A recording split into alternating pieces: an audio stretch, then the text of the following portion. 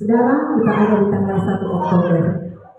Tanggal 1 Oktober artinya bahwa tinggal sedikit lagi kita sudah mengakhiri tahun 2023. Dan saudara dikasihi Tuhan, betapa baiknya Tuhan memelihara, betapa baiknya Tuhan menjaga, betapa baiknya Tuhan menolong sampai hari ini. Kita jatuh bangun, tetapi puji Tuhan sampai hari ini kita masih tetap ada di hadirat Tuhan. Amin. Kita sakit, kita mengalami masalah mulai dari tanggal 1 Januari sampai 1 Oktober hari ini, tapi bersyukurnya kita masih ada di hadirat Allah. Amin. Itu tandanya bahwa saudara dan saya masih ada dalam genggaman tangan Tuhan. Jangan pernah lemah, jangan pernah takut, jangan pernah putus asa. Jika hari ini atau saat ini saudara sedang ada di dalam berbagai macam persoalan-persoalan, tekanan-tekanan yang mungkin membuat saudara merasa bahwa saya tidak mampu lagi untuk bangkit. Saya mau kasih tahu saudara, hari ini tanggal 1 Oktober, artinya dari Januari sampai saat ini engkau masih ada sebagaimana engkau ada. Kasih Tuhan melimpah. Amin. Puji Tuhan. Bapak Ibu saudara dikasihi Tuhan, dan di bulan Oktober ini saya senang sekali karena Tuhan taruh satu tema di hati saya untuk kita akan renungkan bersama sepanjang bulan ini. Dan di hari kemarin, Kamis kemarin itu saya sudah memulai mengkhotbahkan tentang tema ini di ibadah kunjungan di keluarga Esen.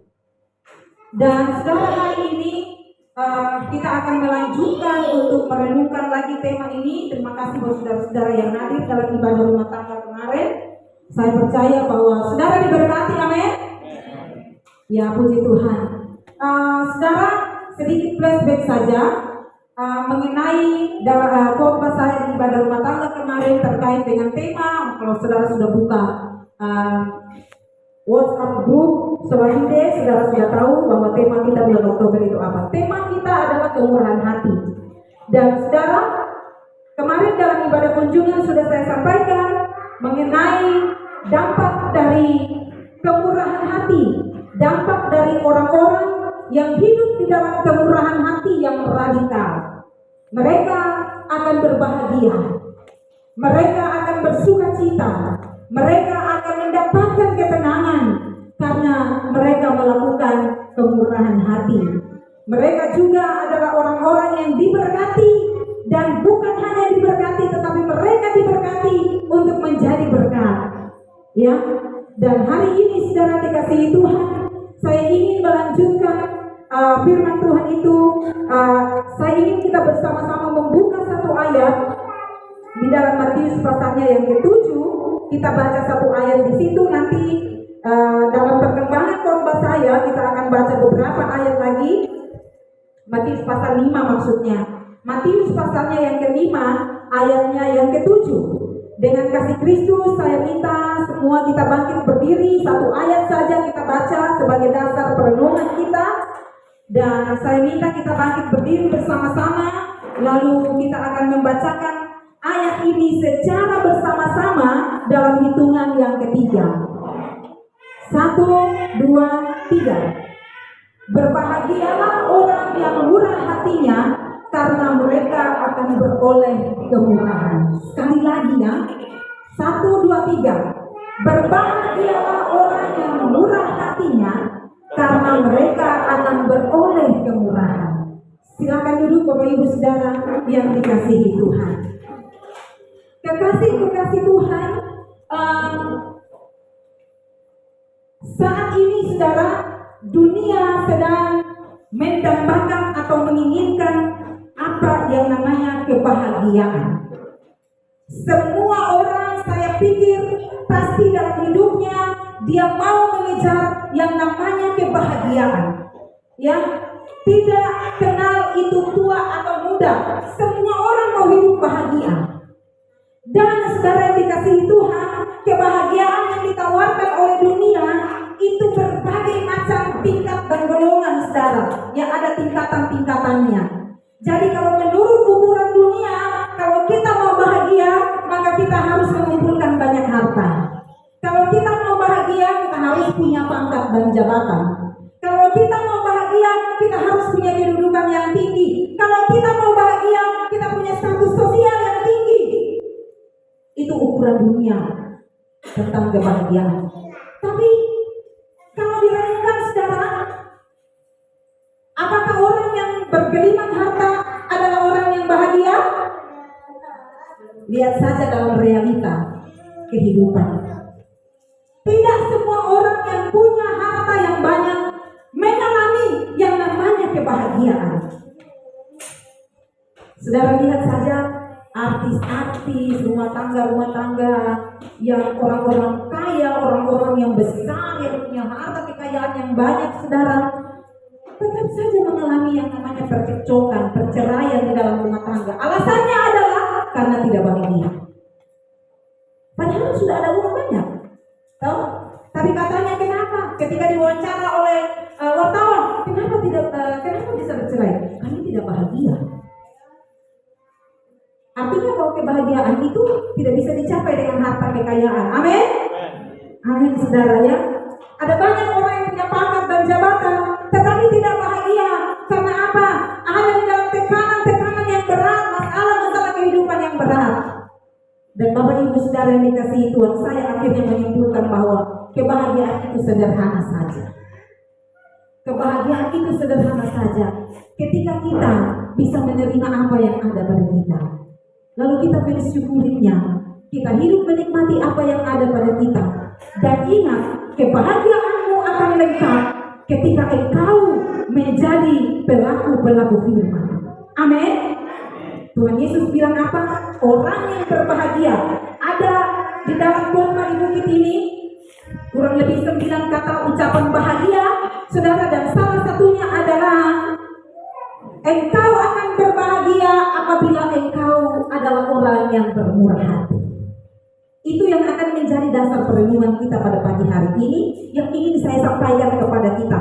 Salah satu kebahagiaan yang ditawarkan oleh Tuhan Yesus bagi kita adalah ketika kita bermurah hati, kita akan mengalami kebahagiaan. Dan itu yang sudah saya sampaikan di dalam poin pertama khotbah saya di ibadah rumah tangga kemarin, saudara dikasihi Tuhan. Tapi ingat, ada sebab akibat di sini.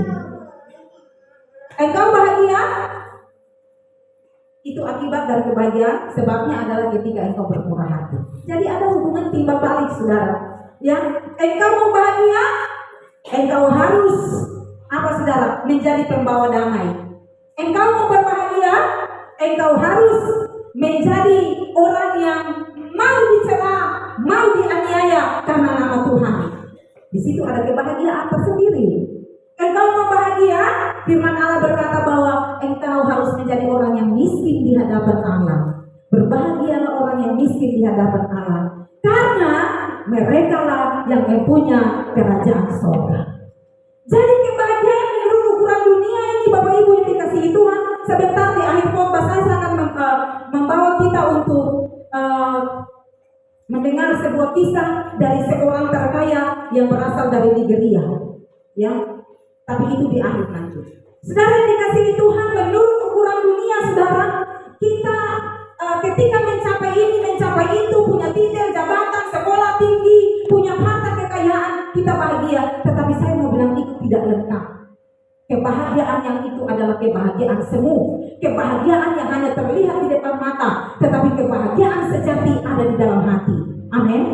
Yaitu ketika kita melakukan firman Allah. Dan hari ini, saudara, saya mau kasih tahu kepada kita bagian terpenting untuk kita renungkan sesuai dengan tema kita mengenai kemurahan hati. Ya, menurut Kamus Besar Bahasa Indonesia, apa itu yang disebut dengan murah hati? Ya, Kamus Besar Bahasa Indonesia mendefinisikan murah hati sebagai suka atau mudah memberi, tidak pelit, penyayang dan pengasih, suka menolong, baik hati. Itu definisi murah hati menurut KBBI. Nah, saudara, kemudian saya pelajari itu, saya mulai mendalami, dan saudara sedapati dalam bahasa Inggris, kemurahan hati itu disebutkan sebagai merciful. Dalam bahasa Yunani disebut eleemones. Nah, apa yang dimaksud dengan eleemones? Artinya, saudara, kalau kita gali dari bahasa Yunani, kata kemurahan hati ini punya makna yang sangat dalam, lebih daripada tafsiran di dalam KBBI kita. Saudara perhatikan, saya dapati di situ kemurahan hati atau elemones dalam bahasa Yunani artinya adalah iba. Murah hati, sangat merasa kasihan dan juga terharu. Wow, kata elemones punya makna yang begitu dalam, menggambarkan sebuah kemurahan hati. Dan saudara, dalam Ibrani 2 ayat 17, kata elemones ditemukan di situ dengan elemon, dan itu diberikan khusus kepada Yesus. Yesus adalah orang, Kristus adalah orang yang elemon, yang memiliki kemurahan, karena di situ dikatakan dia penuh belas kasihan dan juga dia sebagai imam besar yang setia menurut Ibrani. Nah, saudara yang dikasihi Tuhan, ketika Kristus dibicarakan punya belas kasihan di sini, artinya bahwa kata kemurahan hati yang juga identik dengan belas kasihan ini menunjuk kepada orang yang aktif berbuat kebajikan. Kalau kita gali dari kata elemon tadi, itu menunjuk kepada Kristus, artinya kepada pribadi yang melakukan kemurahan hati atau belas kasihan ini. Nah, kebajikan tidak ada nilainya sampai itu terbentuk sebuah perbuatan yang penuh dengan belas kasihan. Jadi saudara, kata elemon mengacu pada orang yang secara aktif berbelas kasih atau yang penuh belas kasihan, yang melibatkan apa? Pikiran dan juga tindakan nyata. Jadi bicara tentang kemurahan hati bukan sebatas pengetahuan, bukan sebatas terkurung di dalam otak, di dalam hati kita lalu kita rasa. Bukan sebatas kita ketika melihat seseorang lalu kita begini, kasihan, lalu kita kasihan saja kemudian kita pergi. Itu belum termasuk yang namanya kemurahan hati. Kalau belas kasihan, saudara akan begini, kasihan. Kemurahan hati adalah tindakan dari belas kasihan itu, yaitu ketika kita bilang kasihan, kemudian kita datang, lalu kita harus menolong dia dengan tindakan yang nyata. Itu namanya kemurahan hati. Jadi empati, tindakan nyata kita, empati kita harus nampak di situ. Kemarin baru kita rayakan Harnas Wanita Terpuji ya. Wanita terpuji jangan pernah lupa ya. Artinya empati. Kita harus punya belas kasihan, kita harus punya kemurahan hati. Nah, ini semua tujuannya adalah untuk apa? Meringankan dan penderitaan dan kesengsaraan dari orang yang sengsara atau orang yang membutuhkan empati kita itu. Nah, oleh karena itu Bapak Ibu Saudara, terkadang ini membutuhkan tindakan nyata, yaitu kita kadang-kadang harus kasih uang, atau kita kasih sembako, atau kita kasih perhatian, kasih waktu. Kemarin dalam ibadah rumah tangga saya bilang begini, bicara tentang kemurahan hati, kebanyakan kita hanya mengukurnya dengan jumlah. Jadi kalau bilang kemurahan hati artinya bahwa kita kasih berapa begitu, berapa banyak. Tapi bicara tentang kemurahan hati yang dimaksudkan oleh Allah dalam firman-Nya adalah ketika kita melakukan segala sesuatu yang menunjukkan bahwa kita bermurah hati kepada orang ini. Termasuk apa saudara? Kemurahan hati kita untuk kebutuhan emosionalnya, kebutuhan psikologinya, kebutuhan jiwanya. Jadi bukan hanya sekedar kasih uang lalu selesai itu sudah, saya suka kasih uang, saya murah hati toh? Bukan. Bicara tentang bagaimana engkau turut terlibat merasakan tekanan penderitaan yang dialami oleh orang itu. Engkau ada bersamanya, kasih waktu buat dia. Engkau juga bisa kasih kata-kata yang bisa membangun, kasih perhatian. Itu bentuk dari kemurahan hati saudara. Karena dunia membutuhkan itu. Amin ya, maaf senyum-senyum. Amin. Ya, jadi kita semua sebenarnya membutuhkan itu.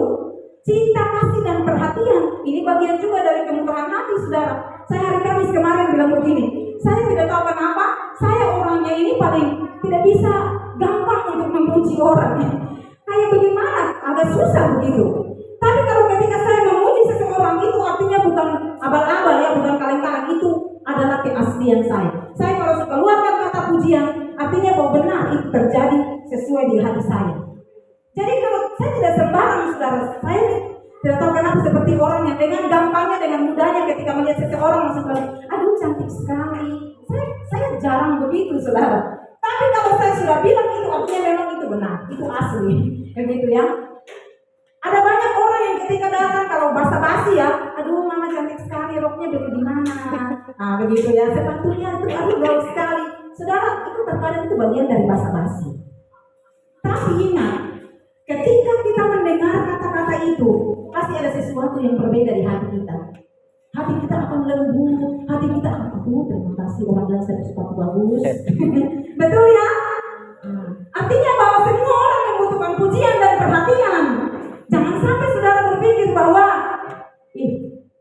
saya tidak butuh itu jadi. Tapi coba saja ada orang yang puji, pasti ada kelebih di dalam hati. Ingat itu, kita manusia, kita tahu saudara ya. Jadi Bapak Ibu saudara yang dikasihi Tuhan, bicara tentang kemurahan hati tidak bisa diukur dengan jumlah tertentu. Tetapi itu bisa dilihat dari tindakan nyata kita ketika kita ada bagi seseorang dalam keadaan apapun saudara. Yang jadi sinonim dari kemurahan hati adalah belas kasihan. Tetapi belas kasihan tidak dikatakan sebagai kemurahan hati saudara, karena belas kasihan itu hanya ada di dalam hati kita, tetapi kemurahan hati adalah tindakan nyata yang kita lakukan karena kita memiliki belas kasihan. Begitu. Gagasan kemurahan hati di dalam perjanjian lama, seorang yang bernama William Barclay, ini orang teolog luar biasa saudara, dia penafsir Alkitab, dia penulis buku-buku teologi, dia bilang begini, kata kemurahan hati dalam bahasa Ibrani adalah hesed, dan itu memiliki gagasan begini, kemampuan untuk masuk ke dalam kulit orang lain sampai kita dapat melihat sesuatu dengan matanya. Kemampuan untuk masuk dalam kulit orang lain sampai kita bisa melihat sesuatu di dalam dirinya menggunakan matanya. Itu kemurahan hati menurut William Barclay. Memikirkan sesuatu dengan pikirannya dan juga merasakan sesuatu dengan perasaannya. Itu namanya kemurahan hati. Kita bisa masuk tembus di dalam diri orang itu, menikmati apa yang dia alami, lalu kita bisa tahu persis yang dia alami seperti apa. Bukan kita menilai dia dari kacamata kita, tetapi kita bisa melihat dia dari kondisi fisiknya, kondisi aslinya. Itu yang namanya hesed. Dalam bahasa Ibrani, kemurahan hati hesed. Itu artinya begitu. Jadi Bapak Ibu Saudara yang dikasihi Tuhan, sekarang pertanyaannya bagi kita begini. Ini yang akan kita renungkan. Pertanyaannya bagi kita adalah bagaimana kita bisa melakukan kemurahan hati kepada orang lain. Saya pikir ini pertanyaan yang sangat gampang. Saudara akan dengan mudah berkata, ya tinggal kasih uang, kasih perhatian, selesai toh Ibu. Oke. Kalau hari Kamis kemarin saya sudah khotbah tentang dapat dari orang yang memiliki kemurahan hati yang radikal. Sekarang saudara, pertanyaannya adalah bagaimana? Bagaimana kita bisa melakukan kemurahan hati? Sebelumnya saudara, kita masuk poin pertama, saya mau tanya kepada kita. Saudara, murah hati, lawan katanya apa? Sekikir. Sekikir. Murah hati lawan katanya sekikir. Pelit. Ada bahasa-bahasa di sini, kalau orang Ambon bilang kau wajah lawan. Orang pelit, orang sekikir, kau wajah. Apalagi? Orang Atambua bilang apa Ibu Gembala? Kakek. Iya betul ya. Kakek. Orang Ambon kau wajah lawan. Nah begitu. Apalagi kalau orang Ambon bilang masih pakai putar dari mulut sedikit dan dari biji mata sedikit, itu artinya bahwa terlalu dalam. Kau wajah lawan. Nah, saudara, itu namanya kakek. Pelit, sedikit. Saudara, dengan orang yang seperti ini, saudara, saya kurang suka. Yang mari saudara kita perhatikan, bagaimana kita bisa melakukan kemurahan hati. Yang pertama, bagian pertama yang mau saya sampaikan adalah jangan kakek, jangan sedikit, jangan pelit. Kalau mau jadi orang yang bermurah hati, harus singkirkan sifat ini, singkirkan dan jauhkan kakek ini, wajah ini. Belum jauh-jauh. Amin. Karena Tuhan Yesus mengajarkan kita pengikut-pengikutnya bukan menjadi orang yang khawatir, bukan menjadi orang yang sekikir. Begitu. Saya dapati di dalam Alkitab, saudara, kata ini hanya ditulis 5 kali di dalam Alkitab.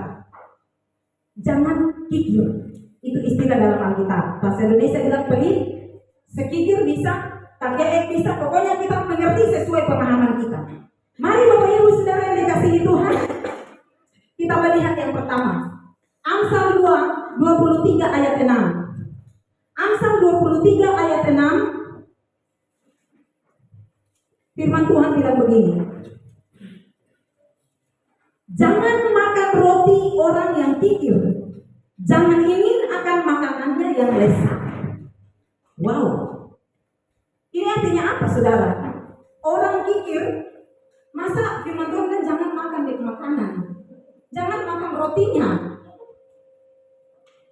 Ciri-cirinya begini saudara, orang yang seperti ini adalah sifat ya, ini sifat orang kikir, sifat orang pelit, sifat orang kakek itu begini.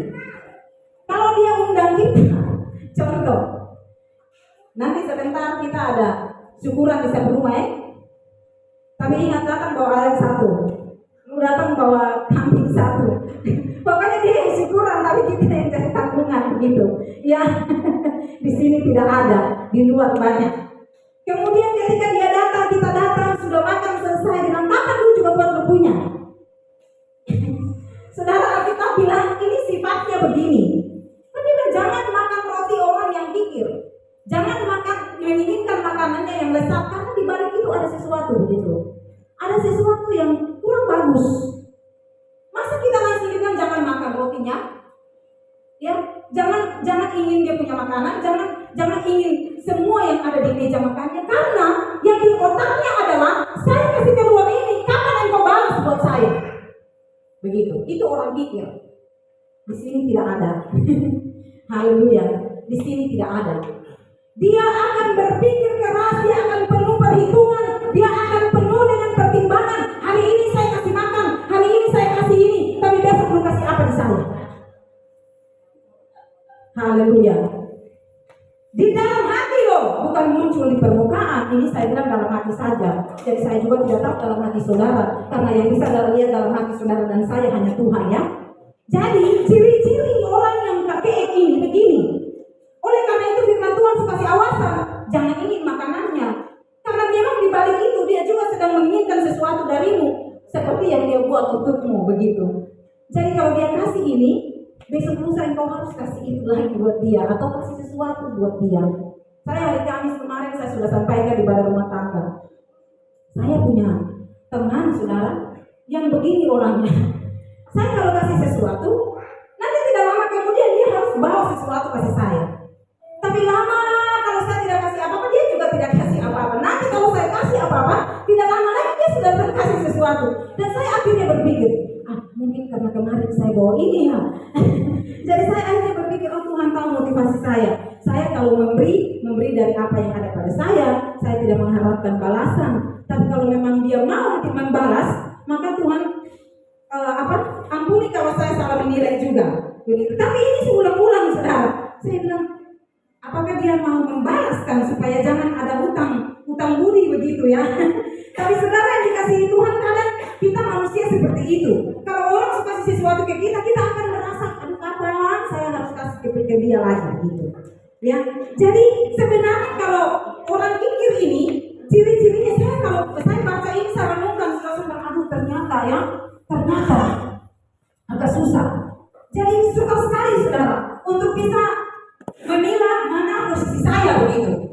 Karena dikatakan bahwa ketika dia memberikan sesuatu, dia juga menginginkan itu. Bukannya kita manusia ya saudara, terkadang kita seperti itu. Kalau misalnya kita ada dalam posisi seperti ini, bahwa itu saudara, itu sifat dari orang kikir, dan sifat itu bisa jadi akan menular saudara. Oleh karena itu saudara, hindarkan sikap ini. Kalau kasih sesuatu buat orang, jangan pernah memikirkan bahwa satu ketika orang itu harus balas kepada kita. Tidak boleh. Itu namanya orang kikir. Ayat yang kedua, Yang bicara tentang orang kikir, Amsal 28, saudara dikasihi Tuhan. 28 ayatnya yang ke-20.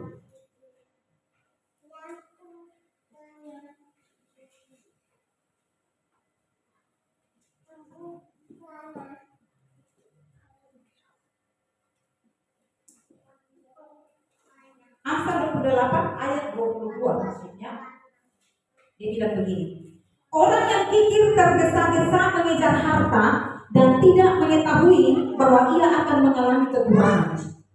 Orang seperti ini, saudara, suka sekali untuk terus cari uang tampung, cari uang tampung begitu. Kita semua butuh uang.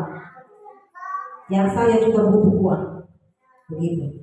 Tapi tipe orang yang dikatakan dalam Amsal 28 ini, saudara, itu adalah orang yang begini, tidak pernah capek-capeknya, tidak ada waktu lain selain untuk menampung uang, bahkan tergesa-gesa. Dikatakan bahwa dia tergesa-gesa mengejar harta. Jadi dengan tergesa-gesa ini, saudara, saya mau kasih tahu ya, kebanyakan yang tergesa-gesa di ujungnya pasti ada celaka di sana. Amin. Kalau tergesa-gesa ada bahaya di depan. Jadi berhati-hatilah. Orang yang tergesa-gesa ini berbicara tentang orang yang menghalalkan segala macam cara dengan waktu yang singkat supaya secepatnya dia menimbun harta yang banyak. Ini bahaya Bapak Ibu. Ya, contoh. Setelah punya jabatan yang tinggi di sebuah perusahaan, di sebuah kantor, di sebuah dinas, dia segera tergesa-gesa memanfaatkan jabatan itu untuk menimbun harta. Tapi ujung-ujungnya celaka. Ujung-ujungnya kalau KPK periksa, ketahuan, ya masuk. Ujung-ujung celaka karena apa? Tergesa-gesa menghalalkan segala macam cara untuk menimbun harta. Nah ini berbahaya. Itu orang sekikir, saudara. Alkitab bilang itu kikir, itu pelit, itu kapek. Lalu saudara dikasihi Tuhan, dia adalah orang yang terobsesi untuk cari terus, tambah, tidak pernah menikmati. Tidak pernah menikmati yang ada padanya. Dia mau cari tambah. Begitu. Orang lain ada menderita di samping, tapi dia menutup mata karena dia mau cari timbun. Saudara, tipe orang seperti ini Tuhan Yesus sudah bilang loh, ada di Lukas itu. Ya, dia timbun harta banyak-banyak. Tapi ingat saudara, tipe orang seperti ini ujung-ujungnya celaka. Contoh yang lain, mau dapat harta saudara cepat-cepat. Ketika sertifikat di tangannya, cepat-cepat rubah sertifikat. Nama sertifikat dengan cara yang sangat sadis saudara. Untuk apa? Segera memiliki warisan itu. Padahal itu sertifikat atas nama orang lain. Menghalalkan segala macam cara. Ada yang kena sampai tertawa. Saudara, ini contoh-contoh yang nyata dalam kehidupan sehari-hari Bapak Ibu. Ini orang sekikir ini. Dia mau menguasai segala bidang. Akhirnya apa saudara? Serakah. Lalu apa saudara? Mulai menghalalkan cara-cara untuk membuat dia menjadi kaya di dalam waktu yang secepat-cepatnya. Sampai merampas harta milik janda dan anak-anak yatim. Tidak ada takut akan Tuhan di dalamnya. Ingat saudara, Yesaya bilang begini, milik janda dan anak-anak yatim itu pelindungnya adalah Tuhan. Kalau saudara menggeser sedikit saja batas tanahnya, saudara berperkara dengan Tuhan. Dia tidak punya pelindung, tetapi yang melindungi dia adalah Allah yang sudah membuat dia menjadi janda dan yatim. Pelindungnya adalah Tuhan loh. Ya, di sini tidak ada, tapi ini firman Tuhan yang harus saya sampaikan supaya kita tahu. Ya, Bapak Ibu Saudara yang saya kasihi dalam Tuhan Yesus, kekayaan yang didapat dengan mudah, perginya juga dengan mudah. Begitu ya. Ketika masuk sel, masuk penjara, tiba-tiba harus denda berapa ratus juta, semua kekayaan diambil, tapi memang itu pikir datang, dia sudah tebar di mana-mana, simpan untuk anak cucunya. Bapak Ibu Saudara, dunia seperti itu. Isi come, isi go. Datang dengan mudah, pergi juga dengan mudah. Itu kekayaan orang-orang pelit atau orang-orang yang kikir. Firman Allah berkata di dalam ayat ini. Bagaimana kita memperlakukan orang yang sekikir, orang yang pelit, orang yang hidup dengan kehidupan seperti ini, yang tidak murah hati. Mari saudara kita lihat ayat itu. Pertama Korintus 5 ayatnya yang ke-11. Tetapi yang kutuliskan kepada kamu ialah supaya kamu jangan bergaul dengan orang yang sekalipun menyebut dirinya saudara adalah orang cabul, kikir, penyembah berhala, pemfitnah, pemabuk, atau penipu. Dengan orang yang demikian janganlah kamu sekali-kali makan bersama-sama. Ini terlalu sadis ya saudara. Kikir ada di dalam daftar orang-orang itu. Kenapa tidak boleh bergaul? Karena pertama Korintus 15 ayat 33 bilang pergaulan yang buruk merusak kebiasaan yang baik. Jadi kalau bergaul terus dengan dia, dekat terus dengan dia, lama-lama engkau menjadi seperti dia. Begitu ya. Jadi cukup sekedar, bukan tidak boleh bergaul. Kita bergaul, kita boleh sekedar sapa, sekedar berdoa buat dia dan sebagainya. Tetapi untuk dekat dengan dia, bergaul dengan dia, firman Allah bilang jaga batasan. Karena nanti engkau akan menjadi seperti itu. Ya, ini Alkitab bilang ya saudara.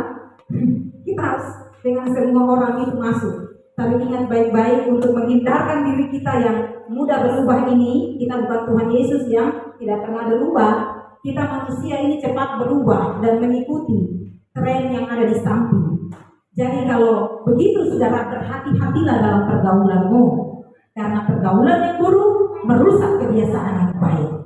Jadi dengan orang begini saudara, di dalam daftar itu dikatakan bukan hanya orang cabul, penyembah berhala, pemfitnah, kikir ada masuk, kakek ada masuk juga di dalam tuh.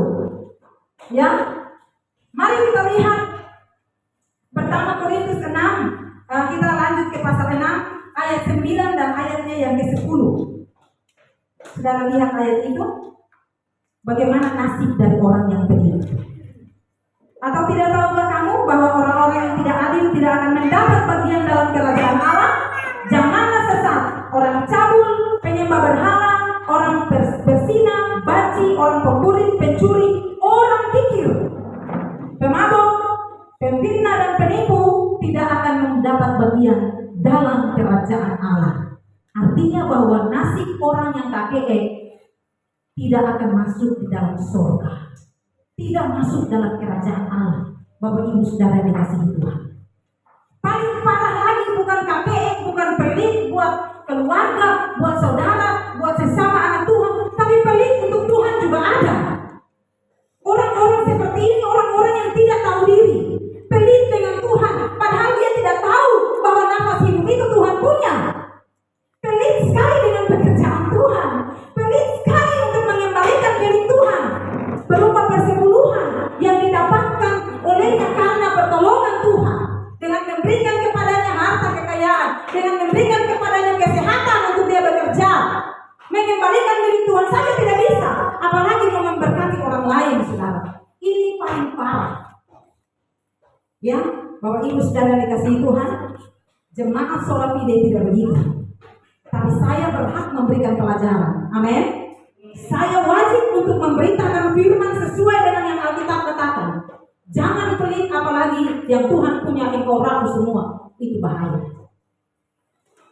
Ya, nasib orang kikir, orang kakek, orang pelit itu ada di mana? Tidak ada di surga, saudara. Ini firman Tuhan bilang. Jadi jangan coba-coba untuk menjadi orang kakek. Tuhan tidak suka. Ya, mengapa Tuhan bilang harus murah hati? Karena kemurahan hati itu ada di dalam sifat keilahian Kristus yang harus kita ikuti.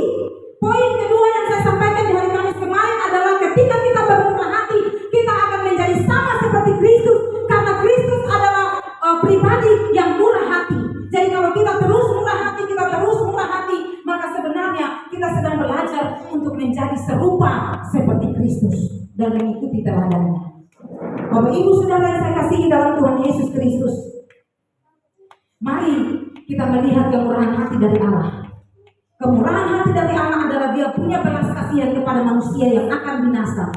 Bukti kemurahan hatinya adalah ketika dia rela mati di tiang kayu salib, dia rela menanggung semua siksaan yang harus kita tanggung di neraka.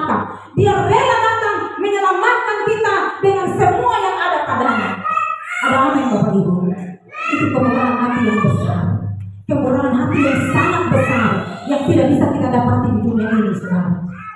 Berkat kemurahannya juga, sekalipun saudara menyakiti dia, hari ini bangkit, besok jatuh, lusa bangkit, lusa jatuh, tapi ketika engkau bangkit lagi, dia tetap akan berkemurahan hati untuk menerima engkau kembali kepadanya.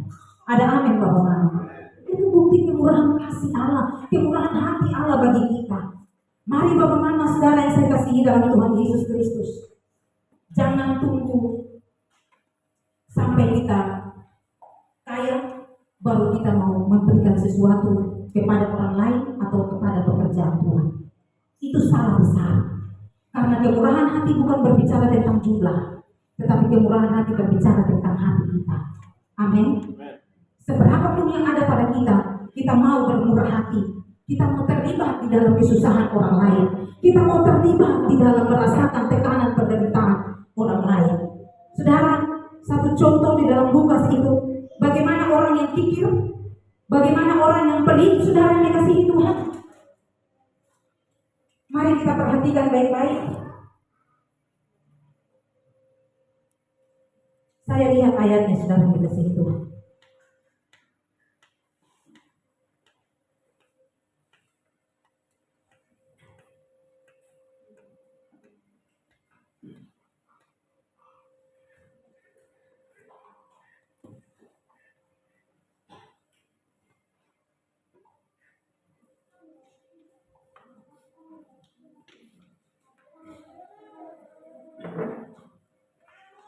Ya.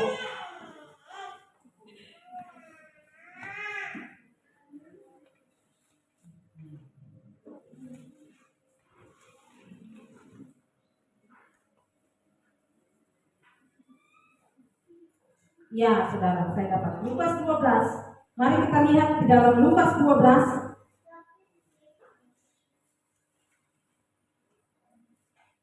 Ayatnya yang ke-15.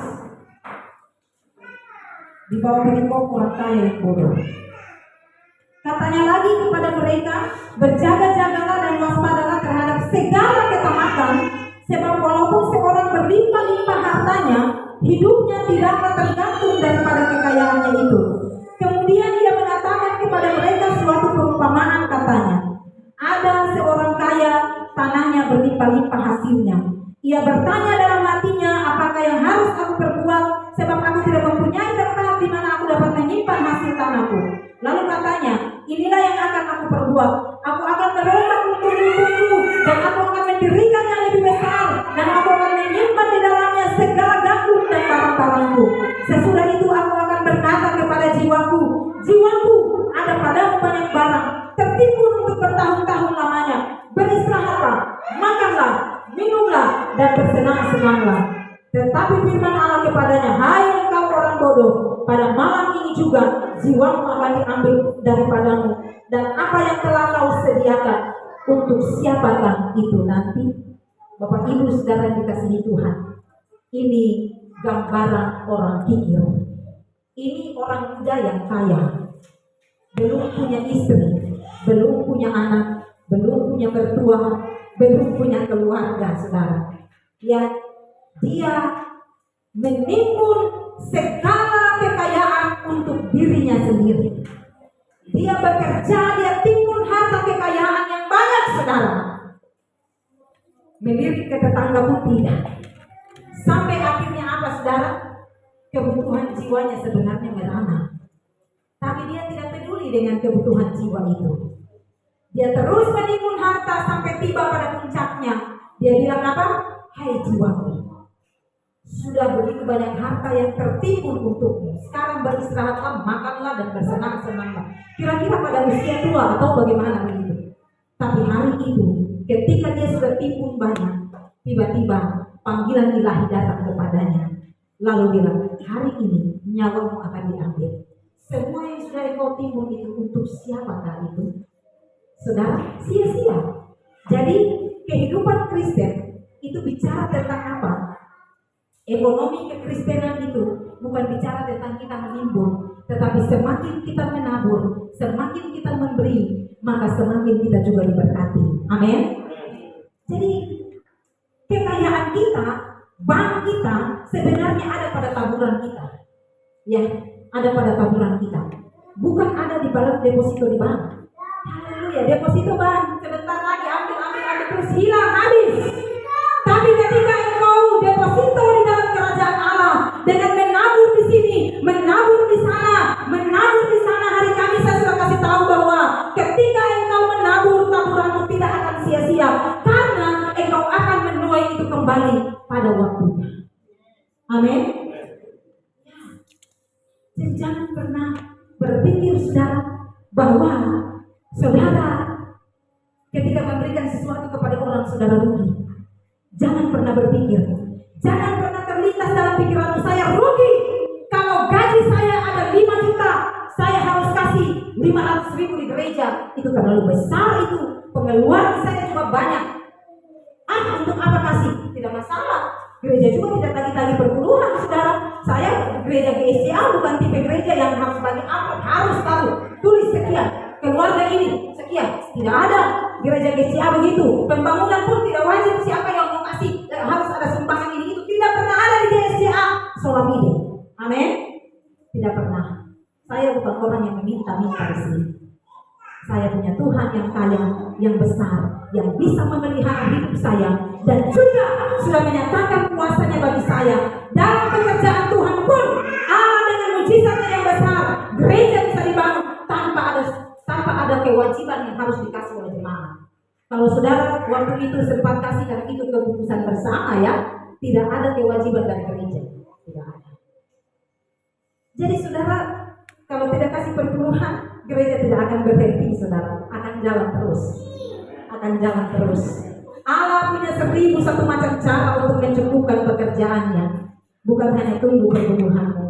Jadi kalau saudara mau terlibat dalam pekerjaan Allah, tabur perpuluhanmu di tempat yang tepat, engkau akan menuai tepat pada waktunya. Karena itu firman Tuhan, bukan yang saya sampaikan. Bukan saya sampaikan ya, itu firman Tuhan sampaikan. Bapak Ibu saudara saya kasih dalam Tuhan Yesus Kristus. Perhatikan orang kaya ini, dia menimbun begitu banyak, tapi pada akhirnya dia tidak menikmati.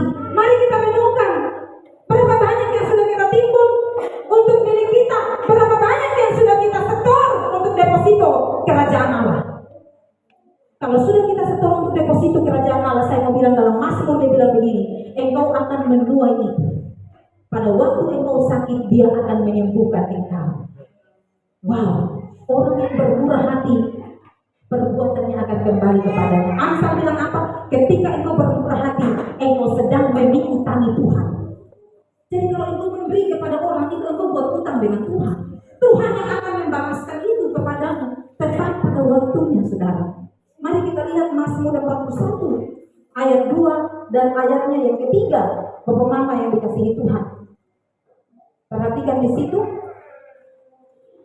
Berbahagialah orang yang memperhatikan orang lemah.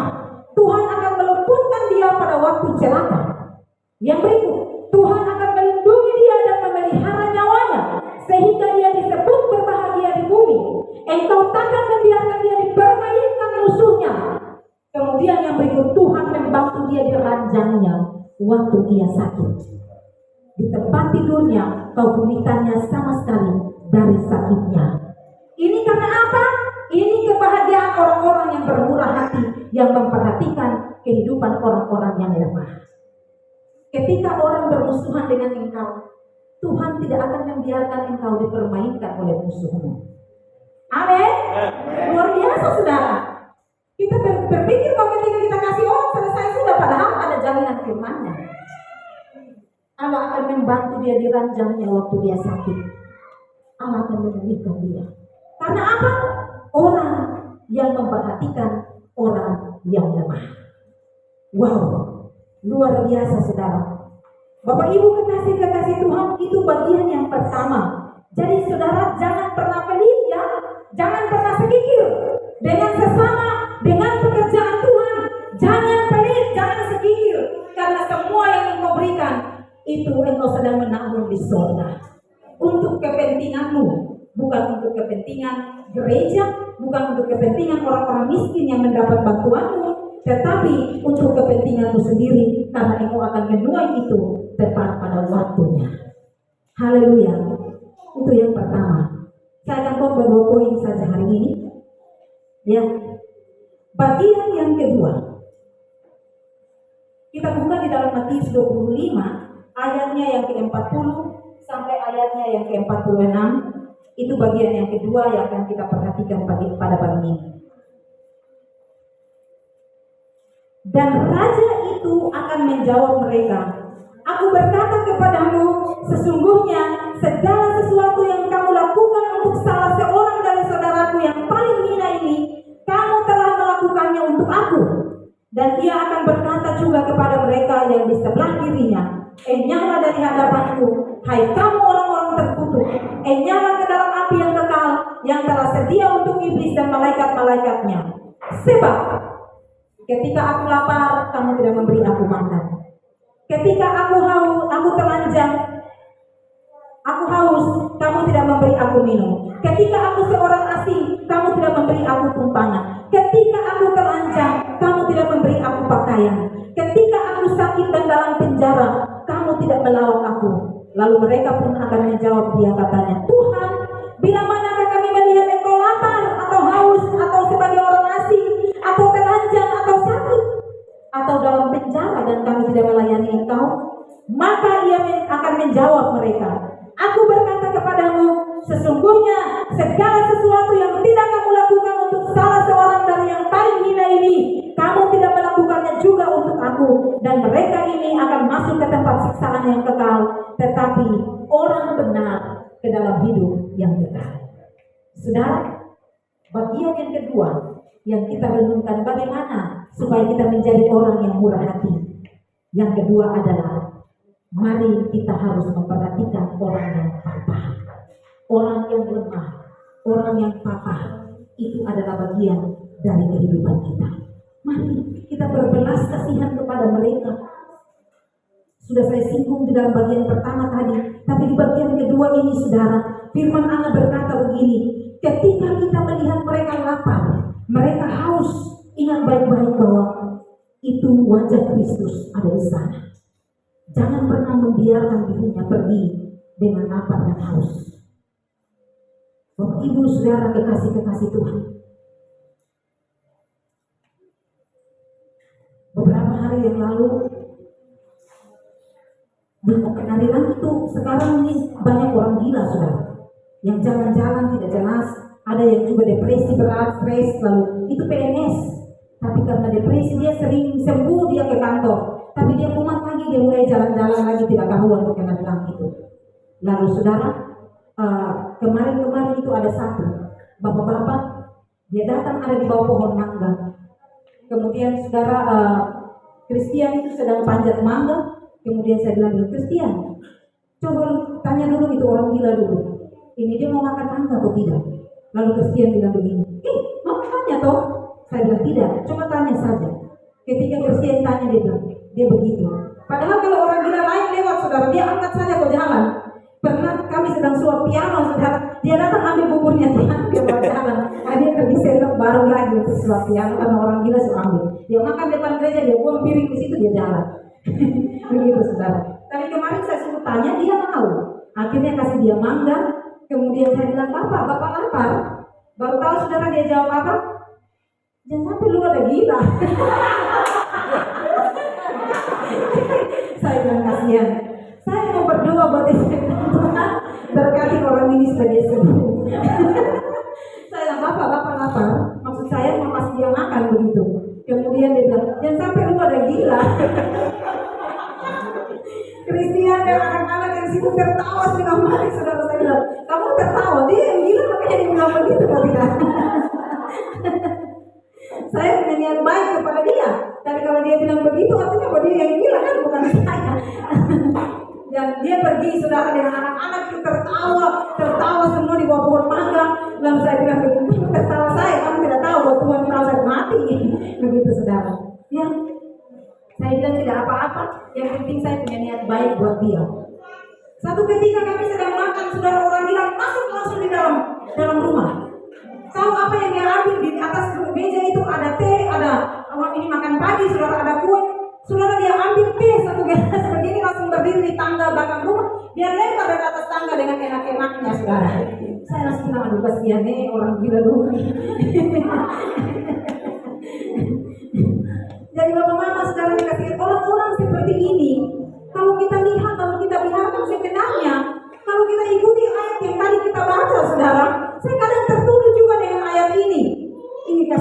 saya ini mau berdoa. Berulang-ulang kali ibu yang depresi itu, dia itu datang, saya bilang, apa? Mari masuk, maksudnya saya mau berdoa buat dia. Tapi dia begitu saudara. Saya juga takut, saya berdoa untuk dia dari jauh. Saya, Tuhan tolong Marta, semoga Marta cepat sembuh. Dia pegawai besar, gila jalan-jalan, tapi tiap bulan ada gaji masuk rekening, saudara. Jangan sederhana anggap remeh ya. Ya, jadi Bapak Ibu saudara yang saya kasih dalam Tuhan Yesus, orang-orang seperti ini kita berpikir bahwa mereka ini adalah orang-orang yang jauh dari perhatian manusia. Pikir bahwa Tuhan tidak sayang mereka. Saudara, Tuhan sayang orang-orang seperti itu. Kalau kita melihat mereka dan tidak ada belas kasihan buat mereka, saudara, suatu ketika kita juga akan mempertanggungjawabkan itu di hadapan Tuhan. Ya, paling tidak saudara lihat dan ada belas kasihan begitu. Lalu saudara harus melakukan sesuatu. Kalau bicara tentang kemurahan hati, maka kita harus terlibat langsung melakukan sesuatu. Bukan hanya lihat, kasihan itu belas kasihan. Selesai di situ. Kemurahan hati bicara tentang ketika engkau merasa belas kasihan, engkau terlibat di dalam penderitaan. William Barclay bilang apa? Masuk ke dalam kulitnya, lalu lihat dia dengan kacamatanya, bukan dengan kacamata kita. Ini orang yang papa. Bapak Ibu saudara yang saya kasihi dalam Tuhan Yesus Kristus. Ya, tadi sekali lagi ayat itu bilang, Amsal 19 ayat 7. Siapa menaruh belas kasihan kepada orang-orang seperti ini, dia meminta Tuhan, dan Tuhan akan membalas itu tepat pada waktunya. Bapak Mama saudara, di bagian ini saya tidak akan lama, tapi saya mau kasih tahu kepada kita satu contoh kemurahan hati yang ditunjukkan oleh seorang yang luar biasa yang perlu kita pelajari adalah selain kemurahan hati dari Tuhan, kita melihat Raja Daud. Daud ini punya kemurahan hati yang besar, saudara. Ketika Saul waktu menjadi raja, Saul memusuhi dia, bahkan Saul berulang-ulang kali mau membunuh dia. Saul memasang jerat di mana-mana untuk mencelakakan dia. Bahkan dia punya perjuangan yang tidak gampang untuk sampai akhirnya dia menang di dalam pertempuran itu, dia menang di dalam perjuangan itu. Tapi bukan waktunya singkat, waktunya panjang, saudara. Daud disakiti oleh Saul berulang-ulang kali. Lalu ceritanya mulai berakhir begini. Keturunan Saul dan keturunannya mulai ludes. Semuanya mati termasuk Yonatan yang adalah teman daripada Daud. Saudara, ketika Daud mulai duduk di takhta kerajaan, Daud langsung berpikir begini, saudara. Kalau zaman raja-raja pada zaman dahulu, saudara, ketika mereka naik di takhta kerajaan, mereka harus menumpas mati semua keturunan raja yang masih ada. Mereka harus cari tahu di mana keturunan raja yang sudah mati, yang sudah lama, harus ditumpas habis. Karena takutnya nanti raja itu keturunannya akan bangkit kalau menyerang atau menyerang takhta kerajaan dari raja yang baru naik. Daud tidak, saudara. Ketika Daud naik sebagai raja, saudara, Daud akhirnya mengambil satu perintah. Daud bilang begini, carikan di negeri ini semua keturunan Saul yang masih tersisa. Ketika saudara itu ada satu anak yang tersisa yang tinggal, namanya Mephibosheth. Saudara tahu anak itu pincang. Anak itu tidak berharga sama sekali, kakinya lumpuh. Lalu dia disembunyikan oleh inang pengasuhnya. Mephibosheth disembunyikan. Semua orang rata-rata tidak mau bicara, tidak mau buka mulut kalau masih ada satu. Tapi kemudian Daud bertanya terus, dan akhirnya mereka jujur kepada Daud bahwa masih ada satu keturunan Saul yang masih hidup tetapi dia cacat. Namanya Mephibosheth, anak dari Yonatan. Yonatan adalah teman dekatnya Daud. Dan saudara perhatikan, Daud suruh ambil Mephibosheth, datang, bawa ke dalam kerajaan. Ketika Mephibosheth tiba di sana, Bapak Ibu saudara yang dikasihi Tuhan, kita bisa lihat itu dalam 2 Samuel ya, 2 Samuel 9 ayat 1 sampai ayat 13, kisahnya ada di situ. Ketika Mephibosheth tiba, Daud bilang begini kepada Mephibosheth,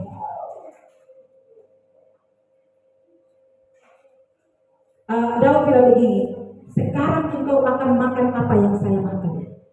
Dia mulai dibuka di dalam sehidangan dengan Raja Daud. Dia makan sama-sama dengan anak raja. lalu dia diperlakukan dengan baik. Bahkan yang ketiga adalah saudara, Daud mengembalikan semua harta milik daripada Saul kepada Mephiboset. Mephiboset sampai akhirnya menanggapi apa yang dikatakan oleh Daud itu dengan dia bilang apa? Aku ini anjing mati. Artinya bahwa aku tidak layak menerima semua kebaikan dari raja. Tetapi Daud bilang apa? Daud bilang, sudah menjadi hakmu. Engkau harus menikmati semua milik kepunyaan yang dimiliki oleh kakekmu dan ayahmu. Dia kasih kembalikan semua harta kekayaan Saul kepada Mephiboset. Dan Mephiboset yang tidak punya harga sama sekali itu tiba-tiba menjadi kaya secara mendadak dalam kondisi lumpuh. Bapak Ibu Saudara yang saya kasihi dalam Tuhan, yang pertama Daud tidak bunuh dia. Yang kedua, Daud angkat dia menjadi anak raja. Yang ketiga, Daud mengembalikan harta milik yang ada pada yang tersisa dari Saul untuk dia. Bapak Ibu Saudara, ini bukti kemurahan hati yang besar yang bisa kita pelajari di dalam Perjanjian Lama. Selain kemurahan hati Allah bagi kita, perhatikan baik-baik, kemurahan hati bisa dilakukan oleh manusia. Sesadis itu perbuatan Saul kepada dia. Semua raja-raja yang ada pada waktu itu layak segala bahkan berhak untuk menumpas habis keluarga raja sebelumnya, tetapi Daud tidak melakukannya. Daud punya kemurahan hati yang besar, memberikan pengampunan kepada keluarga Saul. Mephiboset itu diterima dan diangkatnya sebagai anak. Bukankah saudara dan saya seperti itu, Bapak Ibu? Di mata Tuhan seharusnya kita tidak berhak untuk mendapatkan belas kasihan Allah, kemurahan hati Allah. Tidak bisa. Tapi karena Allah bermurah hati kepada kita, dia rela mengangkat kita, saudara. Dia rela mengangkat kita, menyelamatkan kita. Bahkan saudara, dia mengadopsi kita menjadi anak. Di mana ada kepercayaan lain yang punya ajaran seperti itu? Tidak ada. Hanya kekristenan saja yang mengajarkan begitu, Bapak Ibu. Ya, Allah mana yang mau melakukan itu? Tidak ada. Hanya Allah orang Kristen yang bisa melakukan itu, Bapak Ibu. Sudah disucikan, sudah diselamatkan, sudah dibenarkan, didamaikan, diangkat lagi menjadi anak. Menjadi anak artinya punya ahli waris, punya warisan di dalam kerajaan Allah. Betapa hebatnya Allah kita yang punya kemurahan hati yang besar bagi kita. Bapak Ibu Saudara yang dikasihi Tuhan Yesus Kristus, bukti kemurahan hati bagi orang lemah dan orang papa di dalam Perjanjian Baru itu ada di dalam Lukas tadi, yaitu mengenai kemurahan hati yang dimiliki oleh orang Samaria. Orang Samaria dikatakan di dalam perumpamaan itu bahwa ketika dia berjalan, saudara yang dikasihi Tuhan, lalu di situ ada seorang yang dibunuh oleh penyamun, diserang oleh penyamun dan dilempar di situ di samping jalan. Datanglah seorang imam, dia lihat, kemudian dia bilang, ada mayat, dia jalan terus pergi. Sekarang yang berikut yang kedua, datanglah orang Lewi. Orang Lewi lihat, jalan pergi. Datanglah orang apa? Orang Samaria. Ketika orang Samaria datang, ini seorang yang punya bukan basicnya orang teologi seperti dua orang tadi. Orang Samaria ini adalah orang yang menjadi musuh dari orang Yahudi. Mereka tidak bergaul sama-sama. Tidak. Orang yang dianggap oleh orang Yahudi itu manusia tidak layak untuk dibangun hubungan. Karena itu dimulai dari Perjanjian Lama ketika mereka terpecah, saudara dikasihi Tuhan. Lalu mereka mulai membagi. Samaria menyembah di Gunung Gerizim, orang Israel menyembah di Yerusalem. Lalu mereka mulai menganggap perpecahan itu tidak boleh bergaul karena nanti kita najis. Lalu saudara, orang Samaria lewat, ada orang itu terbentang di situ. Mungkin dua orang tadi itu mereka berpikir bahwa nanti kita najis ya, kalau sentuh mayat atau sentuh orang begitu kita jalan saja. Tapi orang Samaria ini, dia datang, dia mengambil orang itu, dia masuk ketika dia lihat, saudara, dari atas dia lihat, kasihan kasihan. Bukan hanya sebatas itu dia jalan, dia turun, lalu dia ambil, dia rawat, dia kasih naik ke keledainya, dia bawa ke penginapan. Ketika tiba di penginapan, saudara, dia kasih karena urusan bisnisnya masih ada, perjalanannya masih panjang, dia serahkan ke tuan penginapan dengan uang. Dia kasih tinggal, silahkan rawat orang ini. Nanti saya kembali kalau engkau belanja lebih daripada uang yang saya kasih, saya akan gantikan itu. Tapi rawat dia dengan baik. Saudara, Tuhan Yesus pada akhir dari kisah itu Tuhan Yesus bilang, menurut kalian di antara 3 orang ini, siapa orang yang murah hati, yang berkenan kepada Allah? Lalu mereka jawab, orang yang ketiga, yaitu orang Samaria. Lalu Tuhan Yesus bilang apa? Pergilah dan lakukanlah seperti itu.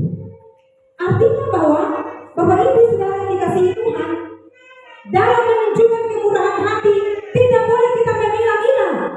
Cukup kepada keluarga saya, cukup kepada orang gereja, cukup kepada tetangga, tidak bisa. Kepada semua orang, amin. Kepada semua orang harus berhak mendapatkan kemurahan hati kita, apalagi mereka yang papa, mereka yang terbatas, mereka yang lemah. Tuhan akan memberkati kita semua. Bapak Ibu Saudara, saya akan mengakhiri khotbah saya pada pagi ini dengan kisah dari seorang kaya yang terkenal di Nigeria. Namanya adalah Femi Otedola. Ini wawancara ini baru dilakukan, bukan sudah lama. Femi Otedola, bukan Femi ya, Femi. Dalam sebuah wawancara melalui saluran telepon, dia ditanya oleh seorang presenter radio. Dia ditanya begini, Tuan, apa yang dapat Anda ingat yang membuat Anda menjadi pria yang paling bahagia di dunia ini? Saudara, Femi Otedola akhirnya menjawab pertanyaan dari presenter radio itu. Dia menjawab begini, saya menemukan kebahagiaan di dalam beberapa tahap kehidupan saya. Ada 4 tahap. Kebahagiaan yang dia temukan sampai ke tahap keempat, baru dia rasa yang namanya kebahagiaan sejati. Saudara tahu, dia bilang begini, tahap pertama yang saya lakukan, dia mengumpulkan kekayaan dan sarana. Saya menyadari, tetapi pada tahap ini saya menyadari bahwa saya tidak mendapatkan kebahagiaan yang saya inginkan. Ketika dia sudah berhasil mengumpulkan begitu banyak kekayaan, tapi dia rasa bahwa dia belum bahagia. Lalu dia masuk ke tahap yang berikut, fase yang berikut. Tahap kedua, dia bilang begini, saya mengumpulkan barang-barang berharga. Saya menyadari bahwa barang-barang berharga ini mungkin akan membuat dia bahagia. Tetapi kemudian ketika dia mengumpulkan barang-barang berharga, saudara tahu, yang dia dapati adalah dia tidak bahagia. Karena barang-barang berharga itu kilaunya hanya sebentar saja, tetapi dia ingin mencapai kebahagiaan di dalam hati, dia tidak dapati di dalam barang-barang berharga itu. Lalu tahap yang ketiga, tatkala dia mendapatkan proyek yang besar, saat itu dia memegang 95% pasukan solar di Nigeria dan Afrika. Artinya bahwa 95% sudah dia begitu orang yang paling kaya. Bahkan dia adalah pemilik kapal terbesar di Afrika dan Asia. Pemilik kapal terbesar. Dan dia bilang begini kepada presenter radio itu, saya di tahap ini pun mendapati bahwa saya belum bahagia. Saya tidak bahagia. Lalu di tahap keempat, dia menemukan kebahagiaan sejati ketika seorang temannya menelpon dia dan bilang begini, Femi, ada 200 anak cacat di sini. Saya mau engkau memberikan kursi roda buat mereka. Lalu Femi itu bilang begini, oh hanya 200 saja, bolehlah. Akhirnya Femi kasih 200 kursi roda buat anak-anak cacat yang diminta oleh temannya. Saudara tahu, ketika tiba hari di mana kursi roda akan diserahkan, temannya meminta dia untuk bersama-sama pergi menyerahkan kursi roda itu kepada anak-anak cacat. Ketika si Femi mengiyakan, saya akan ikut. Ketika dia pergi, saudara, dan membagi-bagikan kursi roda itu kepada anak-anak cacat yang hanya 200 orang ini katanya, yang dia dapati adalah apa, saudara? Ketika dia melihat anak-anak itu tersenyum waktu ada di kursi rodanya masing-masing, Femi baru pertama kali merasakan yang namanya kebahagiaan di dalam hati. Lalu dia bilang begini, ini kebahagiaan yang sedang saya cari sebenarnya. Saudara tahu, orang itu langsung bilang begini, ketika dia hendak memutuskan untuk pergi, ada salah seorang anak cacat itu memegang kakinya, memeluk dan menahan dia. Kemudian berkata kepada dia, bilang begini, jangan pergi. Kemudian si Femi pikir, jangan sampai dia mau minta sesuatu. Kemudian dia menunduk, lalu dia bertanya kepada anak itu. Dia bilang begini, apa yang kamu butuhkan, nak? Lalu anak itu bilang begini, oh tidak. Saya hanya mau ingin lihat wajah Anda, supaya nanti sampai di surga saya masih tetap mengenal wajahmu, dan saya akan berterima kasih lagi kepadamu di surga. Saudara tahu, sejak saat itu Femi Otedola merasakan sesuatu yang mengalir di hatinya, dan dia berkata bahwa ini kebahagiaan sejati yang baru pernah saya rasakan. Bapak Ibu Saudara, closing statementnya adalah kemurahan hati adalah bahasa yang bisa didengar oleh orang tuli dan juga bisa dilihat oleh orang buta. Mari lakukanlah kemurahan hati sebisa yang engkau lakukan, karena ketika engkau melakukan itu, Allah akan memberkati engkau berlipat kali ganda. Ketika engkau melakukan itu, ada kebahagiaan mengalir di dalam hati. Mari saudara, saya undang kita semua bangkit berdiri, tutup Alkitab kita masing-masing, dan bersama-sama kita ada di hadirat Tuhan. Haleluya.